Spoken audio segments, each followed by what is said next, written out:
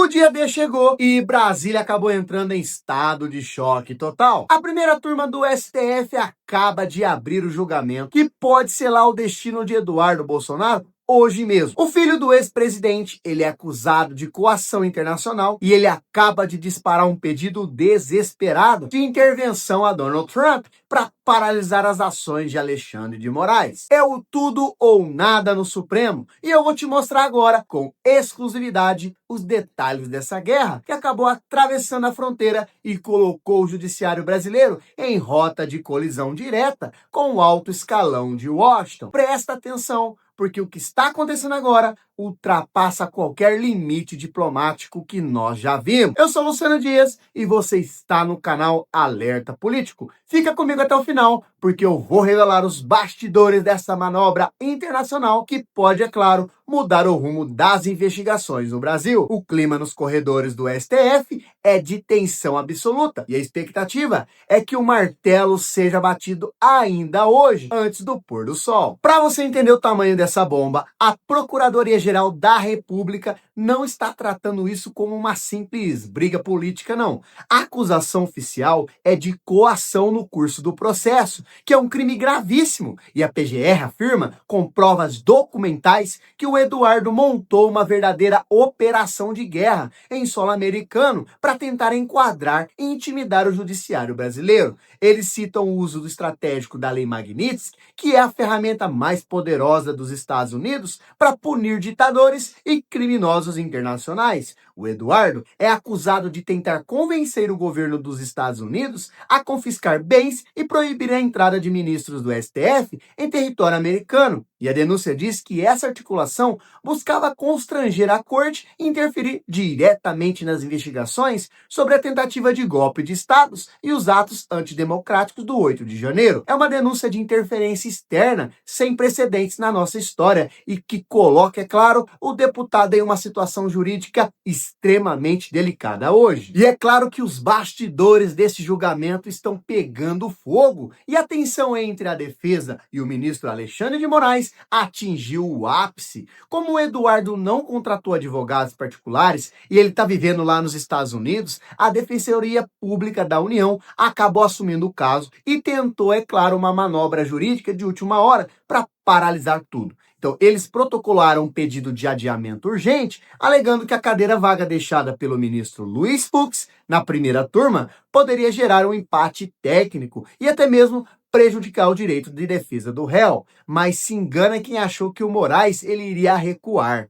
O ministro ele foi cirúrgico e ele negou completamente o pedido na véspera do julgamento. Ele foi categórico ao citar o regimento interno do Supremo. Com 3 ministros presentes, o julgamento é legítimo e deve seguir. O Moraes ainda mandou um recado direto ao afirmar que em uma matéria criminal o empate já favorece o réu. Portanto, não havia qualquer justificativa legal para o adiamento. E o recado ele foi claro para todo o Brasil. O julgamento não vai parar. Agora, pessoal, o ponto que acabou deixando o Supremo em polvorosa e que mostra o nível de desespero é o ataque internacional de Eduardo Bolsonaro nas redes sociais. Em plena madrugada, ele disparou um manifesto pesado, escrito totalmente em inglês, marcando diretamente Donald Trump, o novo secretário de Estado Marco Rubio e o secretário do Tesouro Scott Bessent. Ele não poupou palavras pesadas. Ele chamou, inclusive, o STF brasileiro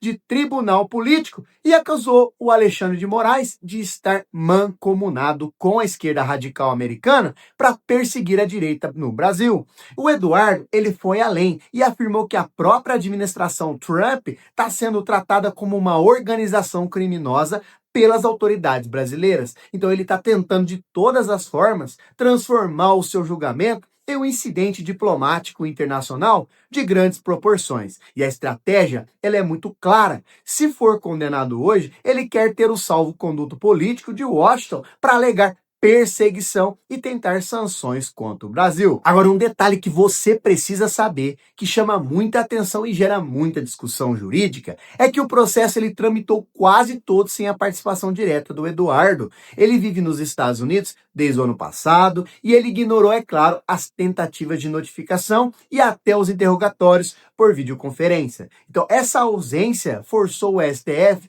a nomear a Defensoria Pública para garantir que o processo não parasse. Então, a linha de defesa sustentada pela DPU é de que as falas e as articulações de Eduardo lá no exterior estão protegidas pela liberdade de expressão e pela imunidade parlamentar, mesmo ele estando fora do país. Então, eles estão argumentando que a atuação política internacional não pode ser confundida com crime de coação. No entanto, a PGR rebate dizendo que pressionar governos estrangeiros para punir juízes do próprio país acaba ultrapassando, inclusive, qualquer limite de atuação política legal.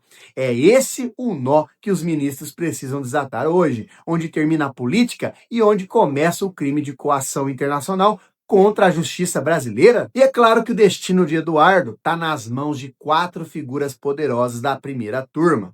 E cada voto será uma batalha. O relator é Alexandre de Moraes, que além de relator é o alvo principal de todos os ataques do Eduardo lá nos Estados Unidos.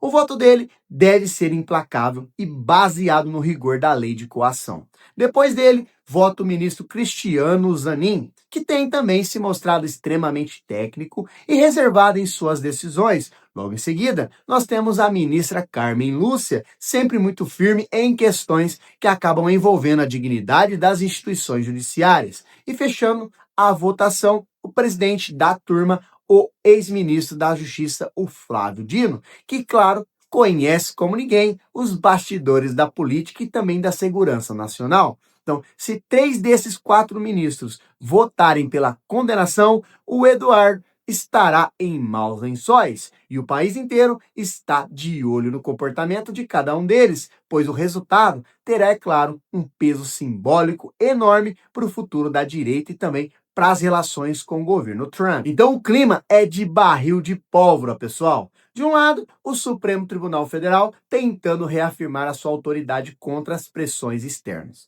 Do outro lado, nós temos o Eduardo Bolsonaro jogando todas as suas fichas na influência de Donald Trump, para tentar, é claro, escapar de uma condenação que parece cada vez mais próxima. O Brasil está dividido e o resultado desse julgamento vai definir o tom das relações entre o nosso país e a administração Trump. Agora, eu quero ouvir a sua voz, porque a sua opinião é o que move o alerta político. Comenta aqui embaixo, agora mesmo. Você acha que o STF vai recuar diante da pressão internacional?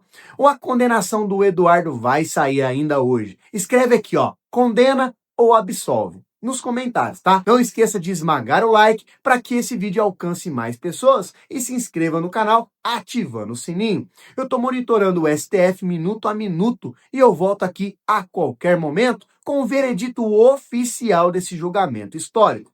Até o próximo vídeo.